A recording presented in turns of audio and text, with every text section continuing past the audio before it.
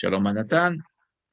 Shalom, shalom à vous toutes et à vous tous d'Israël et surtout à tous ceux qui nous suivent, et à vous tous qui nous suivez aux extrémités de la terre dans ce marathon qui est l'étude de la Torah. Shalom à vous tous. Et Baruch Hashem, après une brève interruption qui nous a aussi permis de nous ressourcer encore davantage. Et nous voici encore, nous sommes encore là et pour continuer notre étude de la Torah avec le professeur Chaim Wiesman en direct d'Israël. Shalom, shalom, Chaim Wiesman. Shalom, shalom, très cher pasteur Manatan. Merci pour ton invitation. Mashlom Cha. Shlomitov, Toda Rabba, merci beaucoup.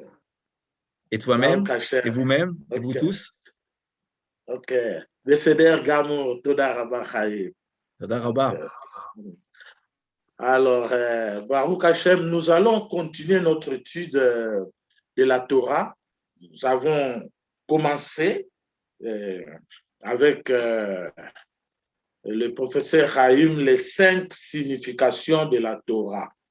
Alors, nous allons continuer notre étude de la Torah sur les 5 significations du mot Torah qui est retiré à travers les racines bibliques de 3 lettres en hébreu. Donc, le mot Torah, c'est des racines Yod, Resh, Yod ou Yod, Resh, He. Donc, la première signification est là, la deuxième, nous l'avons étudiée. Nous allons entrer dans la dernière partie pour la 5e signification du mot Torah, qui veut dire fonder. Mais l'avant-dernière étude de la Torah, la signification de la Torah de l'avant-dernière étude, c'est arroser, arroser ou pleuvoir. Alors, le professeur Chaim nous a expliqué ou explicité à travers la Torah les rapports entre arroser et pleuvoir avec le nom Torah qui veut dire enseignement. Donc, il a tout expliqué dans la quatrième partie, la Torah. Et on voit là, lorsqu'on voit la Torah comme arroser ou pleuvoir, c'est une notion de temps. Donc, on est là dans une bénédiction qui est liée au temps.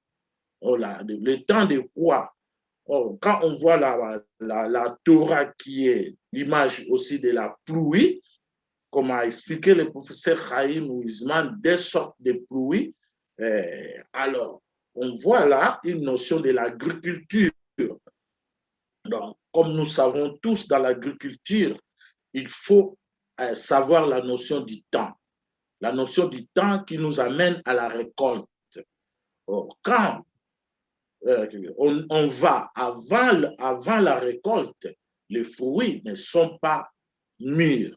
Et si nous allons après, les fruits ne sont plus mûrs. Donc, on se retrouve, donc nous devons toujours choisir le moment opportun, le temps opportun pour la récolte. Or, si nous retournons dans notre étude ou dans l'état actuel, le moment opportun est là, parce que la Torah est là dans le monde. Israël est sur sa terre et la Torah va toucher, est en train de jaillir comme cette pluie, comme l'eau dans les 4 coins du monde.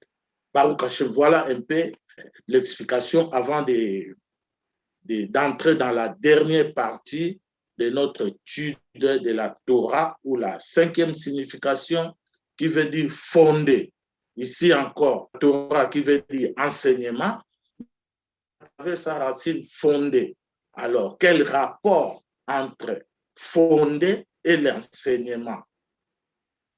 Baruch Hashem, sans plus tarder, je vous invite, je vous demande seulement de recevoir chez vous, devant vos tablettes, devant votre téléphone portable, devant votre écran, sur toutes les plateformes de diffusion numérique, recevez chez vous le professeur Chaim Weizmann en direct d'Israël. Shalom, Od Shalom Chaim Weizmann, je te laisse la parole. Shalom Nathan, merci pour ton invitation. Alors, comme tu l'as très très bien dit il y a quelques minutes, nous allons aujourd'hui finir notre étude, achever notre étude sur cette 5e et dernière signification, à savoir fonder. Cette racine, donc Yud, Resh, Yud, qui est celle du mot Torah, qui signifie enseignement, est aussi la racine signifiant fonder en français. Et nous verrons aujourd'hui le rapport qu'il y a entre ce verbe fonder et le mot Torah, enseigner. Quel rapport peut-il y avoir entre fonder et enseigner? C'est ce que nous allons voir aujourd'hui. Très cher pasteur, je t'invite à lire la référence de Job, chapitre 38, verset 6. Dans ce verset, nous allons retrouver le verbe fonder. En hébreu, bien évidemment, à savoir cette racine. Yud, Resh, Yud, ou comme tu l'as dit tout à l'heure, pour certains, Yud, Resh, He. Nous allons ouvrir notre Tanar. Job, chapitre 38, verset 6. Je t'invite, très cher Manhattan, à lire le verset en hébreu. Nous le traduirons par la suite et nous expliquerons. Alma Adanea Ot Baou O Mi Yara Even Pinata. Excellent. Excellent. Tu as bien remarqué ici la présence du hémapik. Ah, Pinata, Alma Adanea Ot Baou O Mi Yara Even Pinata. Nous traduisons le verset. Sur quoi sont assis ces piliers ou qui a lancé sa pierre angulaire? Alors là, ils ont traduit ici, dans Sfarim, dans cette Bible, ils ont traduit le verbe yara, on va voir tout de suite, ils l'ont traduit par lancer. Ce qui est juste, nous l'avions déjà vu. Mais nous pouvons très très bien le traduire par fonder. Pourquoi? Je vais expliquer. Je vais changer de couleur.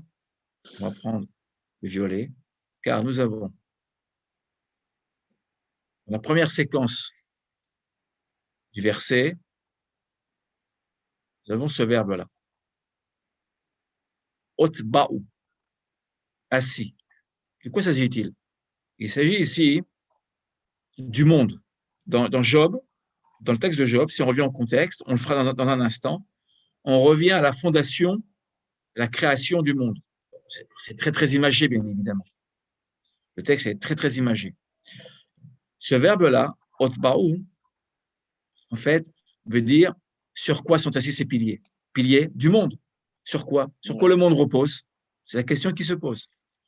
Le verbe qui suit peut très bien, yara, yud, resh, he, qui est conjugué ici, bien évidemment.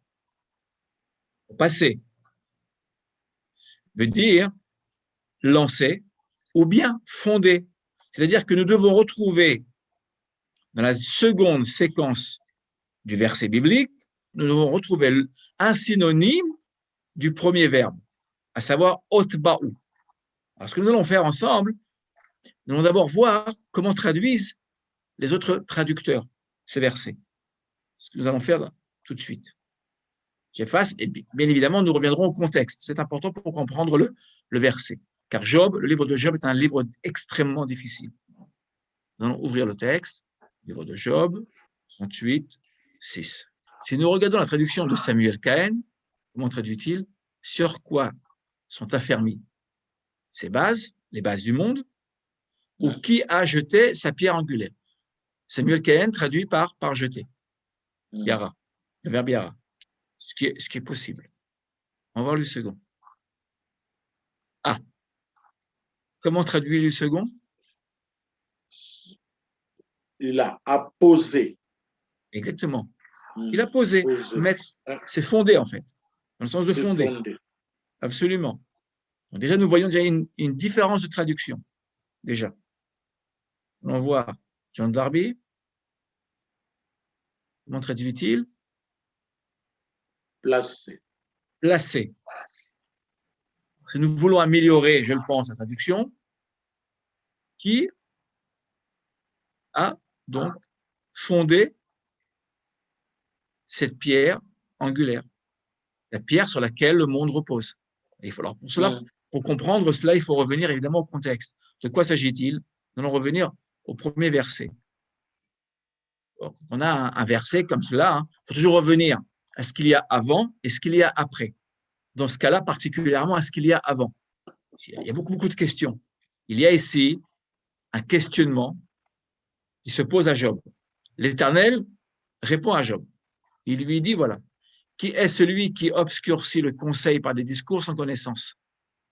C'est un terrain comme un homme, et je t'interrogerai et tu m'instruiras. Voilà la grande question. Où étais-tu quand j'ai fondé la terre? C'est l'Éternel qui pose la question à Job. Il y a des questions, je dirais, existentialistes et des questions sur le mystère de la création. Et vraiment de questions auxquelles on n'a pas de réponse. Que dit donc l'Éternel à Job? Il lui dit, où étais-tu quand j'ai fondé la terre? Sous-entendu, tu n'étais pas encore créé. Déclare-le-moi si tu as de l'intelligence. Et s'il y a un défi qui est lancé à Job, l'Éternel lance un défi à Job. Il lui dit, es-tu vraiment capable de trouver le mystère, de révéler le mystère de la création? Bon, personne ne sait, bien évidemment. C'est une question rhétorique, c'est-à-dire une question dont on connaît déjà la réponse. Bien évidemment qu'on ne sait pas. Et d'ailleurs, je te demanderai de bien retenir cette racine-là. Yosli Aretz, Yassad. Yassad, ça veut dire fonder. Fonder. Fonder. Or, cette racine-là, pourquoi il faut la retenir? Parce qu'elle a un synonyme qui se trouve où? Qui se trouve là. Yara. Nous allons encadrer ces deux racines pour mieux les retenir. Cette racine Yassad, qui veut dire fonder, est synonyme du verbe Yara. Voilà. Il veut dire placer et fonder aussi. Donc, ici, il y a une redondance. On a évidemment changé la racine verbale, on ne peut pas se répéter. Et ce qui est dit au verset 4 est répété d'une certaine manière au verset 6. Voilà. C'est comme cela qu'on peut comprendre, c'est comme cela qu'on peut interpréter le sens d'un verbe. Que fait l'Éternel? Il continue dans son questionnement. Il lui dit, qui lui a établi sa mesure? Si tu le sais, encore une question qui est lancée ici, qui est posée à Job. Ou qui a étendu le cordeau sur elle? Ça veut dire quoi?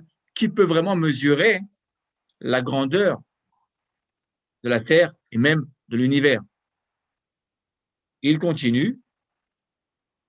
Sur quoi ces bases sont-elles assises? Ou qui a placé sa pierre angulaire? Et nous allons voir aujourd'hui quelle est cette pierre angulaire. Ce terme-là est employé pour le temple, bien évidemment, mais pas ici, pas dans le contexte de Job. Il y a autre chose qui se cache derrière ce terme de pierre angulaire. C'est-à-dire comment le monde dans lequel nous vivons, la planète Terre, sur quoi repose-t-elle? Quel est son fondement? C'est un grand mystère. En fait, on n'a pas de réponse. Dans l'absolu, on n'a pas de réponse. Et d'ailleurs, si on continue, là, on a vu ce qu'il y avait avant, maintenant, on va voir ce qu'il y a après le verset. Quand les étoiles du matin chantaient ensemble et que tous les fils du Seigneur éclataient de joie. Et qui a renfermé la mer dans tes portes quand elle rompit les bornes, est sortie de la matrice, etc., etc. Là, on parle de toute la nature, des étoiles, des galaxies, de la mer, de la terre. C'est tout le mystère de la création dans ce chapitre extrêmement célèbre de Job, chapitre 38, se place à la fin, nous sommes à la fin ici, de Job. Le livre de Job compte 42 chapitres, ce qui est quand même énorme. Je le répète, ce livre-là est un livre extrêmement complexe. Alors, nous allons revenir au verbe yara. Donc, je le répète, il y a en effet au moins deux possibilités de traduction, ou bien lancer, ce qu'on l'a vu, lancer la pierre. Moi, personnellement, je préfère fonder, qui a donc placé, posé, fondé cette pierre angulaire. Encore une fois, lorsqu'on verra ce terme pierre angulaire, ça veut dire la pierre à partir de laquelle le monde a été créé. Ce terme-là, je le répète, Manhattan, Even Pina, la pierre angulaire, ce terme-là, nous le retrouvons à propos du temple, bien évidemment. Mais là, dans le texte, il s'agit d'autre chose. Il s'agit du monde ou de l'univers. Comme nous le voyons là, sur cette image, sur cette photo que j'ai choisie, nous voyons des hommes qui travaillent. Que font-ils, Nathan? Ils bâtissent. Ils bâtissent. Ils construisent, ils bâtissent, ils construisent. Absolument. Alors, ils construisent et ils sont à plusieurs, on le voit. Mais chacun a sa place, chacun sait exactement ce qu'il doit faire. Pour établir, pour construire un bâtiment, pour construire une œuvre, alors, chacun doit savoir quelle est sa place, sa vocation et sa place. Voilà. D'autant plus que si on veut construire un bâtiment extrêmement haut, extrêmement élevé, il faudra beaucoup de main-d'œuvre, beaucoup de travail, beaucoup d'investissement. Et il faut absolument que chacun connaisse parfaitement sa place. Il ne faut pas qu'il y ait d'erreur en chemin. Bien. Et nous voyons en plus ici déjà plusieurs étages. Ici, un étage, 2 étages, il y a au moins aussi 2 étages. C'est-à-dire que lorsqu'on veut construire, on part toujours de zéro pour pouvoir progresser, pour pouvoir monter. À partir donc de ce texte, de cette référence de Job, nous allons aller voir et lire et méditer sur une seconde référence, à savoir Proverbe 3, 19. Adonai berochma yasad aretz konen shamayim bit vuna. L'Éternel a fondé la terre par la sagesse, il a établi le ciel par l'intelligence. Très bien. Proverbe 3, chapitre 3, verset 19. Très bien. Alors, nous allons entourer les verbes qui nous intéressent, surtout le verbe qui nous intéresse. Nous allons l'entourer. Le verbe yassad, fondé. On vient de le voir. Ouais. Dans le livre de Job. Et dans le livre de Job, ce verbe-là, nous l'avons mis en parallèle avec le verbe yara. Ce sont 2 synonymes. Mais l'avantage de ce verset, c'est que ce verset va nous aider à y voir plus clair, à répondre à notre question de départ, à savoir quelle est donc cette pierre angulaire. Cette pierre angulaire, c'est cela. Chochma. Chochma. Chochma, on pourrait dire même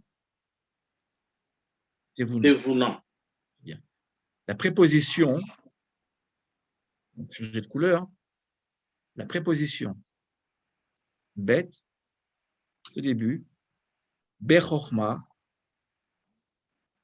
Bitvuna. Bon, bet veut dire au moyen de, par le moyen de, ou grâce à. Donc, l'Éternel a fondé la terre au moyen de la sagesse, qui est traduit par, ainsi, Il a établi les cieux par l'intelligence. Tvuna, c'est aussi le discernement. Tvuna. Très bien. Alors, que voyons-nous là? Il y a, me semble-t-il, une réponse à notre question. La pierre angulaire, que nous avons tout à l'heure vue dans le texte de Job, eh bien, elle se retrouve là. La chokhma. Quelle est donc cette pierre? C'est une image, bien évidemment, dans le texte de Job. On a une suite d'images dans le texte de Job. Ici, le texte de Proverbes est beaucoup plus précis déjà. Il va nous aider à répondre en partie, en vérité, en partie bien évidemment, à ce mystère. Quelle est donc cette pierre angulaire qui a permis le fondement du monde, sur laquelle repose le monde. Aucune construction ne peut se faire sans cette pierre. Donc, nos constructeurs, ceux qui construisent, tout à l'heure nous l'avons vu, qui construisent ce bâtiment, pour monter, il leur faut bien une fondation. Sinon tout va s'écrouler. Oui. Bon. Cette fondation s'appelle pierre angulaire dans le texte de Job, mais cette fondation s'appelle Chokhma ou Tvuna et Tvuna dans le livre des Proverbes. Question que je te pose, Nathan, cette Chokhma, elle nous renvoie à quoi? Bon, elle nous renvoie dans le récit de la création, Bereshit. Bien. Bereshit, je crois, à travers. Oui, mais plus simplement, la Chokhma, quand on parle de sagesse, quand on parle de sagesse, Nathan, on fait allusion à quoi? À la parole d'Hachem, la Torah. La Torah, très bien. À la Torah. Très bien. Okay. D'où le savons-nous? Nous le savons grâce au texte lui-même des Proverbes. Qu'avons-nous dit auparavant? Que lorsqu'on lit un verset, il faut toujours lire ce qu'il y a avant et ce qu'il y a après. Okay. Nous allons effacer nos marques ici et nous remonter légèrement au verset précédent. J'aimerais que tu lis ce verset. On va rajouter un verset à notre étude ce soir, en hébreu, bien évidemment. Etz Chaim. Etz Chaim qui la machazikim ba veto merea meushar. Elle est un arbre de vie pour ceux qui la saisissent et qui la tient ferme et rendu bienheureux. Absolument. Et celui qui la tient ferme est rendu bienheureux. Accès au bonheur. Ici. L'arbre de vie dont il est question là. Nous allons encadrer. L'arbre de vie renvoie, bien évidemment, à la Torah, qui est appelée aussi sagesse. La sagesse qui apparaît dans le texte des Proverbes fait allusion à cet arbre de vie qui n'est autre que la Torah. C'est-à-dire que si nous revenons, d'ailleurs on parle de Etz, pour rien, parce que le Etz, l'arbre, que fait-il? Quelle est sa particularité? C'est qu'il commence d'une graine, il germe, nous revenons à notre cours précédent sur la racine Yara, qui veut dire aussi arroser, pleuvoir. Nous avions parlé de croissance aussi, de croissance. Ici, donc cet arbre-là permet à ceux qui vont y avoir accès à ces fruits, eh bien, va leur permettre de croître, de grandir, spirituellement parlant. J'entends bien. Mais cet arbre-là est aussi appelé sagesse. Chokhma ou Tvuna. Et ça, nous avons énormément de références. Ceux qui lisent le texte couramment, dans les psaumes, dans les proverbes, dans d'autres passages bibliques, nous verrons que toutes les fois où nous parlons de Chokhma, nous parlons de sagesse, nous parlons de la Torah. La Torah, oui. La Torah, c'est la Chokhma, c'est la sagesse. Très bien. Donc, si nous revenir à notre texte. Départ, nous revenons ici. texte de Job, de Yov. Donc, cette pierre angulaire, dont il est question ici, n'est autre que la sagesse d'Israël. Cette pierre nous renvoie à la Torah. C'est-à-dire que le monde entier, c'est ce que dit le texte ici, hein, Proverbe. Je reviens au verset 19. Voilà, verset 19. Bien, que dit le verset tout simplement? C'est que le monde, la terre et les cieux, en effet, c'est ce que tu disais tout à l'heure, c'est la création. Quoi, de la création, là. En fait, toute la création repose sur quoi? Sur la chorma, c'est-à-dire sur la Torah. Sur la Torah, oui. Et cela, nous l'avions déjà dit dans nos cours précédents. Là, nous rajoutons encore un élément supplémentaire ici, à nos études passées. C'est-à-dire que la fondation n'est autre que la Torah. Là où il n'y a plus de Torah, tout s'écroule. Quel que soit l'édifice, quelle que soit la beauté de l'édifice. Donc, maintenant, nous allons revenir à notre vignette. Maintenant, nous sommes capables, donc, de répondre à la question que nous étions posée, à savoir, quel rapport peut-il y avoir entre le mot Torah, qui veut dire enseignement, et le verbe fonder. Ça, on ne peut le voir qu'en hébreu, bien évidemment. En français, on ne peut pas le voir. On l'a vu ce soir. Le rapport, il est le suivant. C'est que la Torah elle-même est fondation. Elle est la fondation du monde, la Torah. Sans fondation, sans Torah, sans chokhma, sans sagesse, le monde s'écroule. C'est-à-dire que la Torah, l'étude de la Torah et son application, bien évidemment, permettent au monde d'être pérenne, de ne pas s'écrouler. Ça, nous l'avons vu. Nous l'avons vu avec, par exemple, nous avons deux exemples importants. Nous l'avons à propos du déluge. Le déluge est arrivé sur terre, le Maboul est arrivé sur terre parce que la parole de l'Éternel n'était plus respectée. Alors, on ne parlait pas encore de Torah à l'époque. La Torah est venue beaucoup plus tard. Mais il n'empêche que la parole de l'Éternel n'a pas été appliquée. Il en sera de même avec Sodome et Gomorrhe. Il en sera de même en Égypte. Toutes les fois où il n'y a pas de respect de la volonté de l'Éternel, et bien évidemment, après le don de la Torah, alors le monde s'écroule. Donc là, nous voyons le rapport qu'il y a, le rapport étroit qu'il y a entre la racine fondée et le mot Torah. En fait, c'est le même mot. Hein. Enseignement, oui. Enseignement, enseigner et fonder signifie la même chose. Pour cela, nous allons revenir tout à fait au début, notre étude. Voilà. Là, nous bouclons la boucle. Nous avions commencé notre étude avec la signification de enseigner et instruire. C'est la signification la plus classique, dirais-je. Et nous voyons ce soir que le verbe fonder a la même signification, si je puis dire,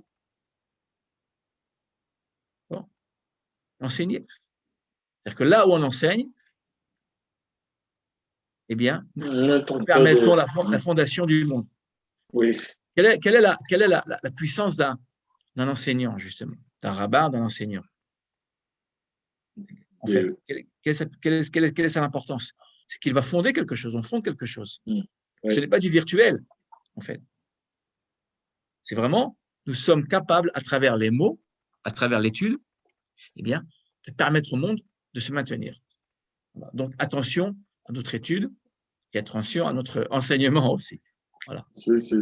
En tant qu'enseignant, je le dis.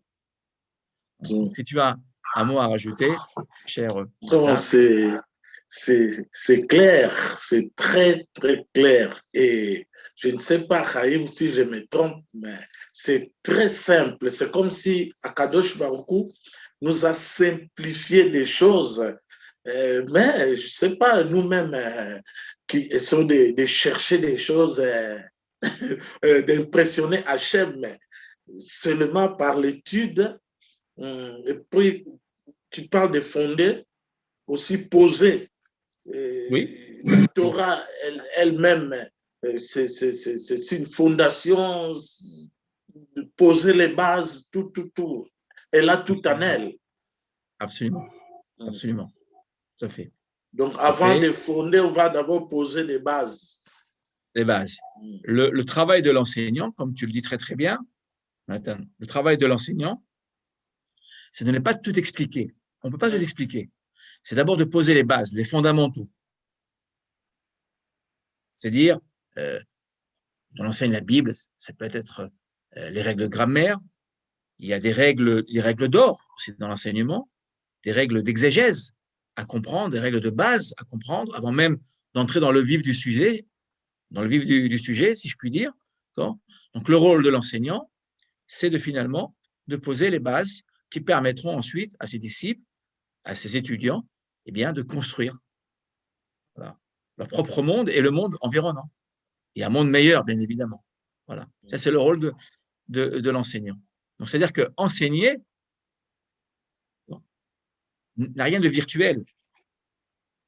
Parce que l'enseignement va conduire à la fondation du monde. Vraiment. Sur le plan matériel, sur le plan quotidien. Celui qui n'a pas reçu d'éducation est incapable de se construire lui-même et de construire les autres et d'aider les autres à se construire. Et la Torah a très bien vu cela. La Torah nous dit la chose suivante. Là où il y a enseignement, il y a fondement. Et là où il y a fondement, il y a construction. C'est pour ça que nous appelons, nous, les fils d'Israël. Comment dit-on les fils ou les enfants? Comment dit-on en hébreu? Béné Israël. Absolument. Béné Israël ou bien Banim. Banim. On va l'écrire là, ici. Banim. Banim, Atem Elohim. Absolument, Banim. Intéressant. Voilà, je l'écris. Banim. Quelle est la racine du mot Banim, enfant? Alors, Bet ou Nun, He. Très, très bien. He ou Yud, on marque le Yud ici. On va mettre entre parenthèses ici le He, tu as raison, qui veut dire construire. Construire, absolument. Absolument. Le mot enfant veut dire construction. Fils veut dire construction. Et comment? Quel est le rôle des parents, justement? Le rôle des parents, c'est d'enseigner, de construire l'identité de leurs enfants. Et ça, nous le retrouvons à travers la racine. Nous le retrouvons donc à travers la racine Yud, Resh, Yud. Shamanatan, merci infiniment. Chaim, j'allais dire quelque chose. Oui. Toujours dans les cours, qui est très important aussi pour nous. Les nations, c'est ce que tu viens de nous relater, de nous enseigner, c'est extraordinaire. C'est ce que Yeshua a enseigné. Il a fait l'allusion à l'homme, l'insensé et l'homme sage. Donc, l'insensé, il a bâti sa maison sur le sable. Et l'homme sage, il a d'abord creusé pour trouver ce à poser la fondation sur la pierre. Vraiment, c'est extraordinaire que la preuve que les évangiles est dans la Torah. Donc, absolument, très très bonne réflexion.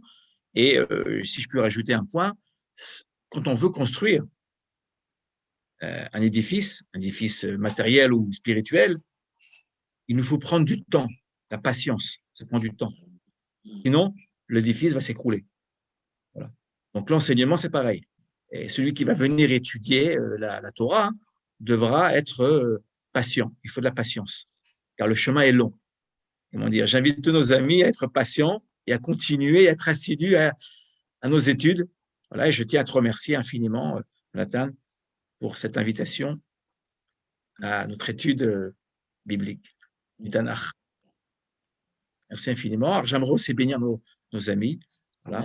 Shachem, Ishlach Refoua Shlema, Echol Echad Ve'echad, et Shekol Echad Ve'echad Yatzliach, Echol Ma'asav. Je traduis, puisse Hachem, l'Éternel, envoyer la santé à tout le monde, à chacun, permettre à chacun de s'accomplir sur le plan personnel. Voilà. Amen. Et collectif, bien évidemment. Amen. Voilà. Amen. Voilà, et amen, que nous puissions ensemble construire un monde meilleur, voilà, grâce à la Torah. Amen. Baruch Hashem. Baruch Hashem. Amen. Amen. Chaim. Toda rabba. Toda lecha. Toda. Shabbat shalom. Shabbat shalom gam lachem. Toda rabba et à très très vite pour une prochaine étude. Merci beaucoup. Baruch Hashem. Baruch Hashem. Toda rabba. Okay. Toda. Shalom. Shalom.